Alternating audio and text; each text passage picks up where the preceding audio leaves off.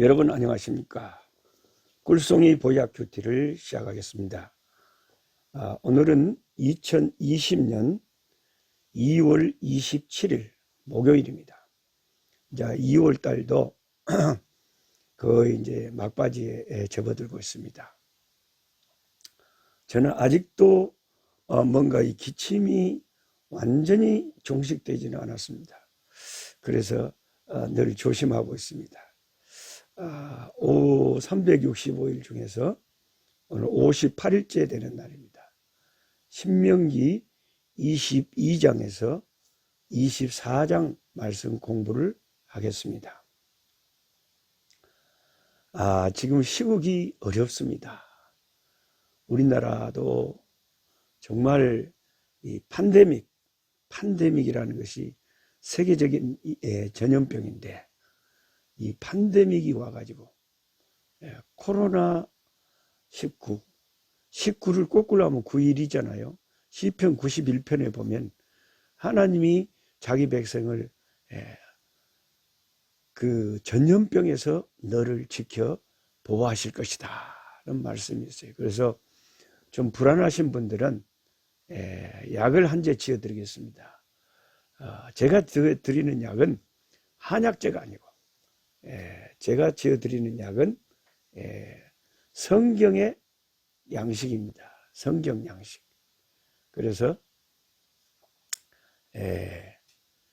시편 91편을 이 시국에 꼭 소리내서 한번 읽어보시면 여러분에게 큰 도움이 될 것이라고 생각합니다. 그게 상당히 좋은 약이 될 것입니다. 자, 오늘은 신명기 22장에서 24장인데요. 자, 신명기 22장을 보면 1절에 네 형제의 소나 양이 길 잃은 것을 보거든 못 본 채 하지 말고 너는 반드시 그것들을 끌어다가 내 형제에게 돌려라. 구약 그 시대에는 이게 소나 양이 아주 중요한 재산이었거든요. 그러면 이제 우리가 길을 가는데 어떤 소가 길을 잃고 있어요. 그럼 우리가 마음을 잔물 먹으면 왔다 잘 됐다. 이 소를 우리 집에 끌고 가서 내가 해야 되겠다. 이런 마음을 먹을 수가 있는데 절대 그러지 말고 그 형제에게 그 주인에게 돌려줘라. 이렇게 말합니다. 네 형제가 내게서 멀거나 또는 내가 그를 알지 못하거든. 주인이 누군지 모른다 이 말이죠. 우리는 보통 주인이 모르면 내가 해볼 수가 있잖아요. 근데 그게 아니고 주인을 모를 때든 그 짐승을 내 집으로 끌고 가서 내 형제가 찾기까지 간직해 두었다가 그에게 돌려줄지니 낙이라도 그러하고 의복이라도 그러하고 형제가 잃어버린 어떤 것이든지 네가 얻거든 그것을 못 본 채 하지 마라. 이런 말씀이 있었네요. 우리는 이제 이런 말씀을 가르침을 구체적으로 받으니까 남의 물건을 주우면 이것을 잘 간직했다가 주인한테 제대로 돌려줘야 되겠구나. 근데 우리 한국인들은 세계적으로 뭔 가방을 놔뒀든지 뭐 핸드폰을 내버리든지 이래도 대체적으로는 사람들이 많이 정직하게 이렇게 주인한테 돌려주고 이 말씀처럼 그런 경우가 많아요. 교회 안에서도 더욱 그러해야 되겠죠. 그 다음에 5절부터는 여자는 남자의 의복을 입지 말 것이요 남자는 여자의 의복을 입지 말 것이라. 이같이 하는 자는 내 하나님 여호와께 가증한 자니라. 참 하나님의 이런 말씀을 보면 여자가 남자 옷을 입는다 할지 남자가 몸에 남사스럽게 여장을 한다 할지 이것은 원래 우리를 창조하신 창조주께서 금하시는 일이다. 가증히 여기시는 일이다. 그러니까 그 창조 원리에 맞게 사는 것이 가장 자연스럽고 좋은 거예요. 의복 하나도 남자가 여자 옷을 입으면 안 되는데 오늘날 동성애라고 해가지고 남자가 남자끼리, 여자가 여자끼리 법적으로 결혼을 해버려요. 그 지금요 한국에 나와 있는 그 뉴질랜드 대사도 부부가 다 남자예요. 미국의 대부분의 주가 동성애를 합법화 시켜갖고 여자가 여자끼리 결혼하고 남자가 남자끼리인데 이게 다 정식 부부로 나라에서 다 호적에 넣어주고 그런 결혼식이 수없이 일어난다는 거죠. 이게 요즘은 이제 결혼에 대한 개념이 그런 나라에서는 교과서부터 달라지잖아요. 결혼이라고 하는 이 개념이 남자와 여자가 만나서 가정을 이룬 것이 결혼이다. 이게 우리가 전통적으로 알고 있는 성경적인 개념인데 요즘에는 이제 타락해가지고 남자가 여자를 만나서가 아니라 그냥 성하고 상관없이 자기가 좋아하는 사람하고 만나서 부부관계를 맺으면 그게 결혼이 된다는 거죠. 이게 얼마나 가증하고 무서운 일들입니까? 이런 죄들이 지금 온 세상에 퍼져 있기 때문에 이런 무서운 전염병도 우리나라뿐만 아니라 이렇게 막 돌아가지고 사람들이 참 혼비백산을 하고 있는 거예요. 제가 지금 있는 이 부산에서도 막 확진자들이 많이 생기고 그래갖고 계속 그냥 재난본부에서 문자가 옵니다. 어떤 확진자가 어디로 동선을 돌아다녔으니까 조심해라. 예. 그런 것들이 막 여기저기서 막 와요. 그러니까 이제 막 마치 우리가 이 시국이 너무 어수선하고 정신이 없잖아요. 그러니까 이때 지금 지각이 있는 분들은 이럴 때 회개하기는커녕 엉뚱한 소리 하고 정치 노름이나 하고 막 이런 사람들이 있지만은 그래도 지각이 있는 목사님들은 이때 교역자들, 장로들, 지도자들은 3일 금식을 하고 평신도들은 1일 금식을 하고 금식하고 회개하고 기도해야 될 때다. 이런 지금 막 주장을 하고 있습니다. 요즘은 진짜 정치적인 문제를 통과를 해보고 이런 여러 가지 환란 속에서 그 신앙을 통과를 해봐야 이게 알곡인지 쭉정인지 이게 진짜 예수의 사람인지 아니면 예수의 사람이라고 자기는 믿고 있지만 실제로는 세상 것을 추구하는지 그런 걸 알 수가 있어요. 세상에 살면서 세상 것을 추구하지 않을 수는 없지만 제 말은 덕이 되도록 모든 사람들에게 영혼을 구원하는데 마이너스가 안 되고 덕이 되도록 언행을 해야 된다 하는 겁니다. 그 다음에 이제 6절에 길을 가다가 나무에나 땅에 있는 새의 보금자리에 새 새끼나 알이 있고 어미새가 그의 새끼나 알을 품은 것을 보거든 그 어미새와 새끼를 아울러 취하지 말고 어미는 반드시 놓아주고 새끼는 취하여 더 되나니 그리하면 네가 복을 누리고 장수하리라. 새끼하고 엄마를 동시에 잡아버리지 말아라. 이 자연도 하나님께서 만드셨기 때문에 자연도 하나님께서 또 번창을 시키셔야 그게 결국에는 인간한테 도움이 되거든요. 우리가 이렇게 전염병을 앓는 것도 박쥐를 잡아먹고 낙타를 잡아먹고 아주 이상한 것을 너무 자연을 파괴하고 그래서 이런 면역이 약해지면서 희한한 바이러스가 생겼다고 할 수도 있어요. 그래서 하나님은 우리가 막 자연을 훼손해버리고 모든 것을 다 그냥 해파해버리는 거 이런 것을 경계를 하시는 것 같아요.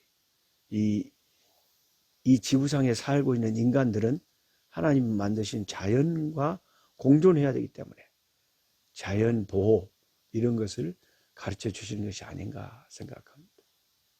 네가 복을 누리고 장수하리라. 그렇죠. 자연이 풍성하게 잘 문제가 없어야 그 안에 사는 인간들이 장수를 누리고 복을 누리지. 자연히 문제가 생겨버리면 우리가 재해를 입잖아요. 이렇게. 예. 그 다음에 8절에 네가 새 집을 지을 때에, 새 집을 지을 때, 이 말은 그 버드, 날아다니는 새가 아니고요. 새, 뉴, 새로운 집을 지을 때에, 제가 새라고 길게 해서 미안합니다. 새 집을 지을 때, 새 집. 예. 뉴, 새로운 집이에요. 예. 우리 벌교 사람들은 말을 길게 뽑는 습관이 있어서 제가 새 집이라고 해야 되는데 새 집이다 그러면 잘못했습니다. 새 집을 지을 때 지붕에 난간을 만들어 사람이 떨어지지 않게 하라. 아니, 유대인들의 그 지붕은요, 넓적하니 옥상이 같이 그 지붕에 올라가서 곡식도 마르고 여기서 쉬기도 하고 그랬거든요.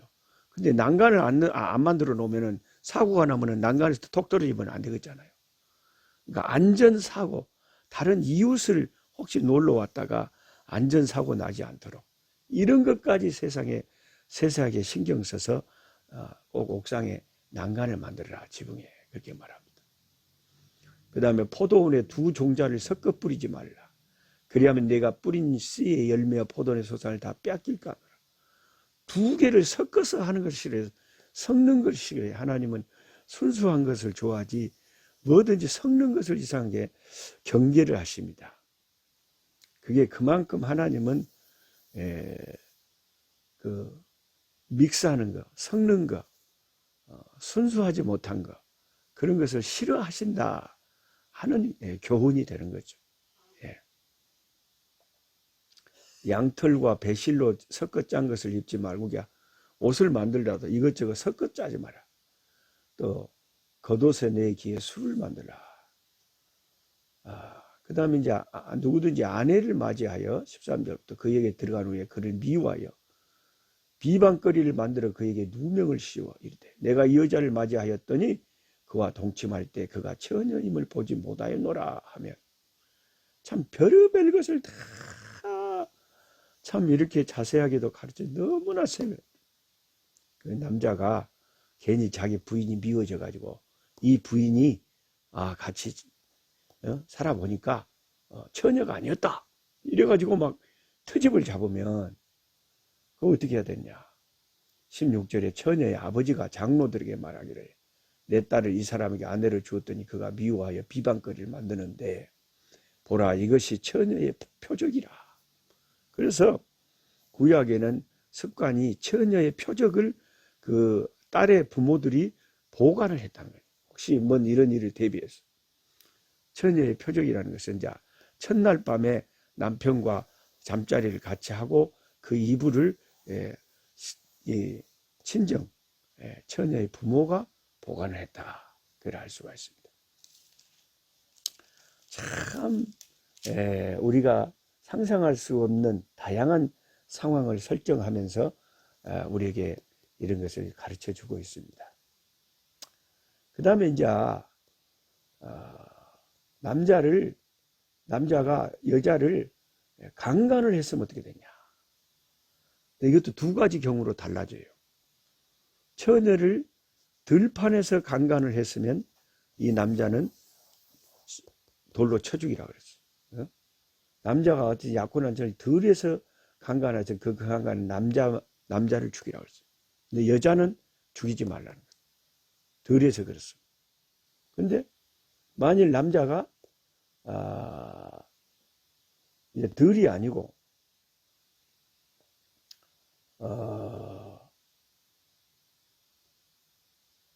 도시에서 들판이 아닐 때는 어떻게 하냐. 28절에 만일 남자가 약혼하지 아니한 처녀를 만나 그를 붙들고 동참하는 그 두 사람을 그 동침한 남자가 그 처녀의 아버지에게 은 50세겔을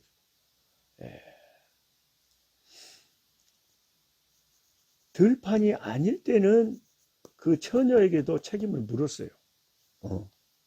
말씀을 자세히 다른 말씀 읽어보면, 왜냐하면 처녀가 소리를 지를 수 있었다 이거죠. 들판이 아니고 이렇게 마을이나 이런 데서 만약에 자기가 강간을 당했다. 그럼 둘이 다 책임을 물었어요. 그래서 소리를 지르면 이웃들이 튀어나와서 말릴 거 아니냐 이거. 근데 들판에서는 소리를 질러봤자 소용이 없으니까 남자만 처벌한 거죠. 예. 그러니까 그런 자세한 법들을 만들어 놨습니다. 23장에는 총회에 들어오지 못하는 사람들이 있어요. 이스라엘 총회에, 이스라엘의 명부에 들어오지 못할 사람들이 있어요. Exclusion from the assembly. 그 모임에, from the assembly, 그 총회 모임에 exclusion, 제외되는 사람들이 누구냐? 우선 고환이 상한 남자, 음경이 잘린 남자, 여호와의 총회에 들어오지 못합니다. 여호와의 총회랑 예를 들어서 6월절 그 뭐 제사에 다 이스라엘 남자들이 모여서 제사 지낸다. 근데 거기를 못 가는 거예요. 예. 신체의 장애가 있으면 못 오겠어요. 사생자도 안 돼요. 이방인도 안 됩니다.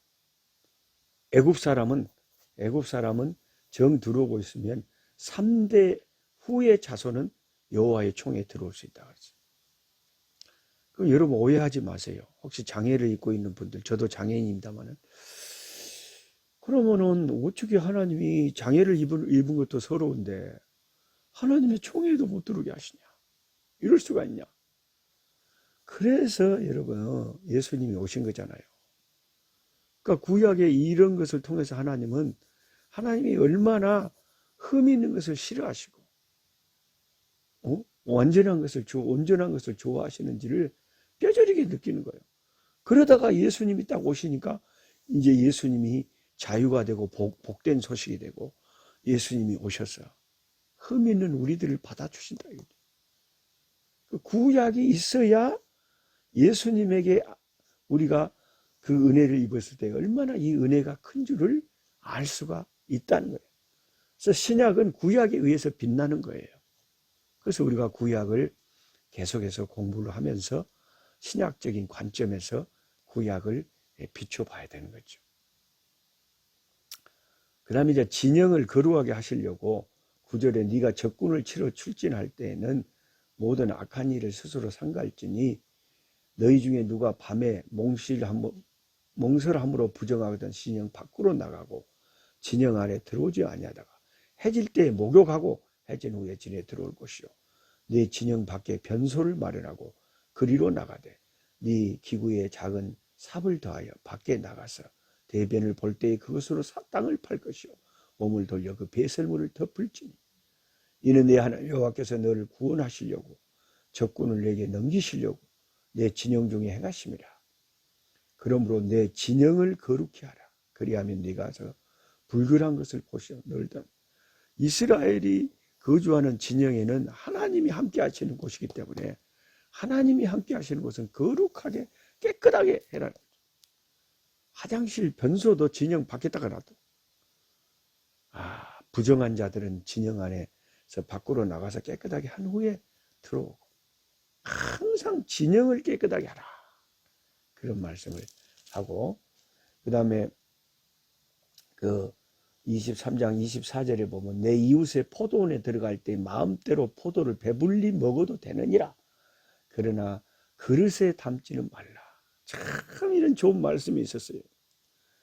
우리나라는 안 되잖아요. 그거 너무 포도밭에 가서 포도를 따먹으면 당장에 그냥 경찰서에 신고하고 잡혀가죠. 근데 유대인들은 구약이 안 그랬다.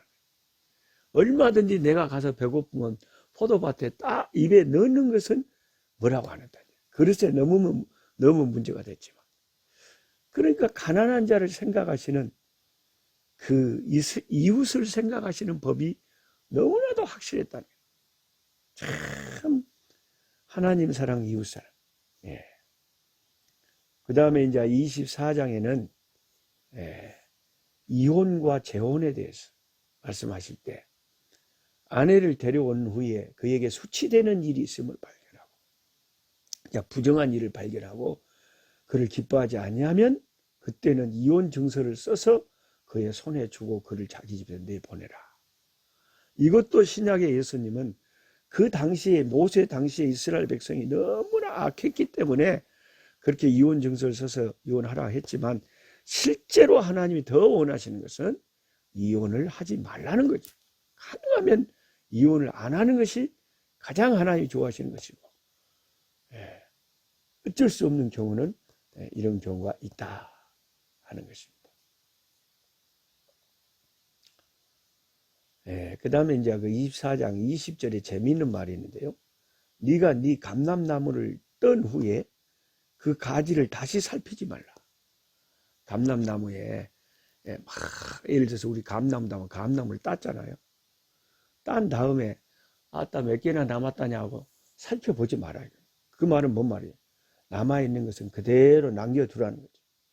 고아와 객과 지나가는 나그네와 과부가 그 좀 따먹게 놔두라. 항상 이삭도 남겨두고 과일에도 남겨두고 참 이웃을 철저하게 생각하는 하나님의 배려. 고아 과부를 위해서 남겨놔라. 포도원에도 포도도 남겨놔라. 아이고 제가 어려서 밭이 없어갖고 고구마가 먹고 싶어서 남의 고구마 다 캐낸 밭에 가서 이삭 줍는다고 호미로 맨날 허리 아프게 그냥 그렇게 흙을 파는데 안 나옵디다. 그러다가 어쩌다가 하나 나오면 웜에 금덩이 발견한 것처럼. 근데 주인이 배고픈 우리들을 위해서 조금만 대차나 좀 남겨놨더라면 얼마나 배고픈 사람들한테 좋았겠어요. 근데 구약에는 다 그렇게 하라고. 그래서 가난한 사람들이 다 먹고 살 수 있도록 하라고 하는 것이 사랑의 법이다. 그래서 우리가 이 모세 율법을 공부해 보니까 어때요? 면면이 사랑과 배려와 관심과 가난한 자를 약자를 생각하는 하나님의 마음을 알 수가 있잖아요. 예, 오늘은 여기까지 꿀송이 보약 큐티 하고요. 여러분 시절이 참 어수선합니다. 여러분 모두 아프지 마시고 건강하셔서 이 위기를 잘 극복하고 언젠가 우리가 이럴 때가 있었다 하는 것을 추억하면서 이야기할 때가 올 줄로 합니다. 이 또한 모든 것이 지나갈 때가 있을 줄 압니다. 여러분 내일 또 뵙겠습니다. 약한 자 힘주시고 강한 자 바르게 주함자 정택함이 주님의 뜻이라. 해 아래 압박 있는 곳 주 거기 계셔서 그 팔로 막아 주시어 종이가